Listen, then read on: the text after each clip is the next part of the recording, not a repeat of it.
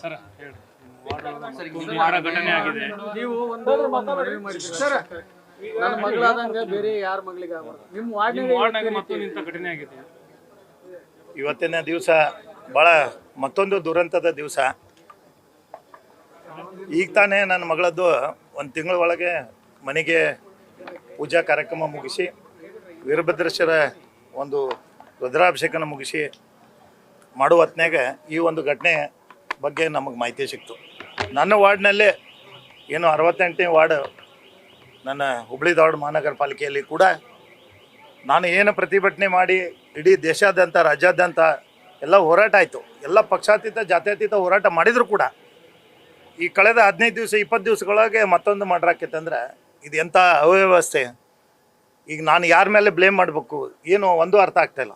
ಅದ್ರ ಜೊತೆಗೆ ಮತ್ತೆ ಮಾದರಿ ಯಾರು ನಮ್ಮನ್ನ ಹೇಳ್ತಾನೆ ಅಂದರೆ ನೇಹಾ ಹೆಂಗೆ ಹತ್ಯೆ ಆಗಿದ್ದಾಳೆ ಅದೇ ರೀತಿಯೇ ನಿನ್ನೂ ಕೂಡ ಕೊಲ್ತೇನೆ, ಮುಂಜಾಗ್ರತವಾಗಿ ಫೋನ್ ಮಾಡಿ ಮನೆಗೆ ಬಂದು ಧಮಕಿ ಹಾಕಿ ಬೆಳಗ್ಗೆ 4 ಮಂದಿ ಅವ್ರ ಸಹೋದರ ಅವ್ರ ಮನೆಯಲ್ಲೇ ಎಲ್ಲರೂ ಅದಾರ, ಅವ್ರ ಅಜ್ಜಿ ಅದಾರ, ಅವ್ರ ಅಕ್ಕಂಗಿರ ಅದಾರ, ಎಲ್ಲರೂ ಹಾಡಾಗಲ್ಲ ಅವ್ರ ಮುಂದೆ ಇನ್ನು ಬೆಳಗ್ಗೆ 5:30ಕ್ಕೆ ಅಂದರೆ ಬಾಗ್ಲ ಬಾರಿಸಿ ಈ ರೀತಿ ಕೃತ್ಯ ಮಾಡಿದ್ದಾರೆ.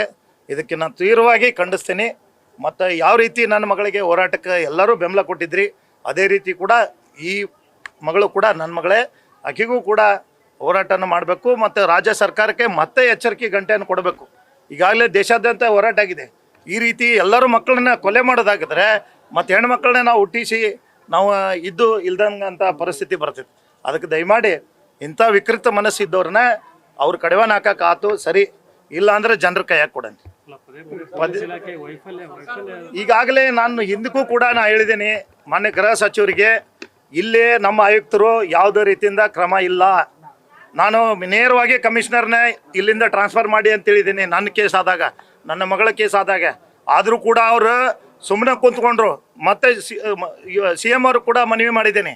ಎಲ್ಲರಿಗೆ ಮನವಿ ಮಾಡಿದ್ರು ಕೂಡ ಇಂಥ ಆಯುಕ್ತರನ್ನ ತೊಗೊಂಡು ಬಂದು ಮಹಾನಗರ ಪಾಲಿಕೆಯಲ್ಲಿ ಇಂಥ ಅವ್ಯವಸ್ಥೆ ನಡೀತಾ ಇದೆ.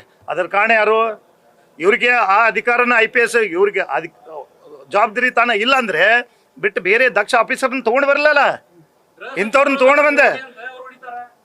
ಈಗಾಗಲೇ ಸಿಕ್ಕಾಪಟ್ಟಿ ಈಗಾಗಲೇ ಎಲ್ಲಿ ಬೇಕಾದಲ್ಲಿ ಅಫೀಮು, ಗಾಂಜಾ, ಡ್ರಗ್ಸು ಈ ನಮ್ನಿ ಮಾಫಿಯಾ ನಡೀತಾ ಇದೆ. ಅದ್ರ ಜೊತೆಗೆ ಯುವಕರೆಲ್ಲ ಹಾಳಾಗ್ತಾ ಇದ್ದಾರೆ. ಮತ್ತು ನಮ್ಮ ಯುವತಿಯರಂತೂ ಯಾರೋ ಸ್ಟೂಡೆಂಟ್ ಈಗೂ ಕೂಡ ಹಾಡಾಗಲೇ ಕಾಲೇಜ್ಗೆ ಹೋಗ್ತಾ ಇದ್ದಿದ್ದಿಲ್ಲ. ಅಂಥದ್ರಾಗ ಕೂಡ ಏನೋ ಒಂದು ಮರ್ತು ನಾವು ಎಲ್ಲೇ ಒಂದು ಕಡೆ ನಮ್ದು ಏನಾದ್ರು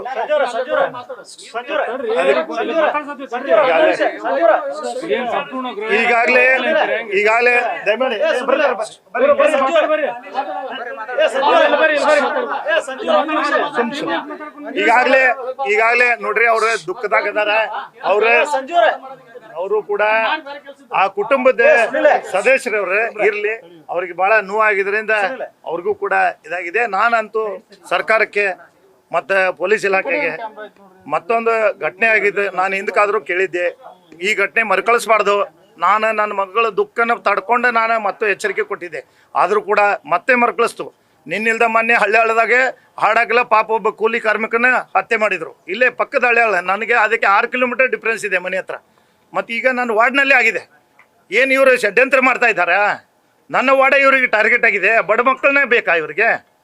ಯಾವ ರೀತಿ ಅನ್ನೋದು ಯಾರು ಕೂಡ ಇದಕ್ಕೆ ಬೇಜವಾಬ್ದಾರಿತನ ವಹಿಸ್ಕೊಂಡು, ಯಾವ ಪೊಲೀಸ್ ಉನ್ನತ ಅಧಿಕಾರಿ ಮೀಟಿಂಗ್ ಇಲ್ಲ, ಯಾವ ಕಾಲೇಜ್ನಲ್ಲಿ ಬಂದೋಬಸ್ತ್ ಇಲ್ಲ, ಎಲ್ಲಿ ಹಾಡಾಗಲ ಬಂದ್ ಮಾಡ್ತಾರೆ ಅಂದರೆ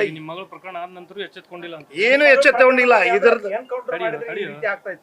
ನಾನು ಅನೇಕ ಬರೀ ಡಿಮಾಂಡ್ ಇಟ್ಟಿದ್ದೇನೆ. ಅನೇಕ ಇಡೀ ವರ್ಲ್ಡ್ ವೈಸ್ ಇದನ್ನು ಮಾಧ್ಯಮದವ್ರು ಎಲ್ಲರೂ ತೋರಿಸಿದ್ದಾರೆ.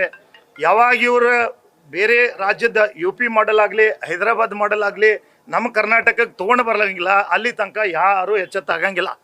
ಅಂಥ ಸಜ್ಜನ್ ಬೇಕಿಲ್ಲ, ಇಲ್ಲ ಅಂದರೆ UP ಅಂತ CM ಬೇಕಿಲ್ಲ.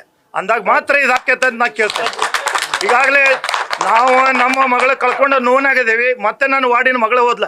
ನಾನು ಎಷ್ಟು ಮನವಿ ಮಾಡಿದ್ರು ರಾಜ್ಯ ಸರ್ಕಾರಕ್ಕೆ, ಅವರು ಬೇಫಾಮಾಗಿ ಮತ್ತು ತಮ್ಮದೇ ಆದ ಕೃತ್ಯವನ್ನು ನಡೆಸಿದ್ದಾರೆ.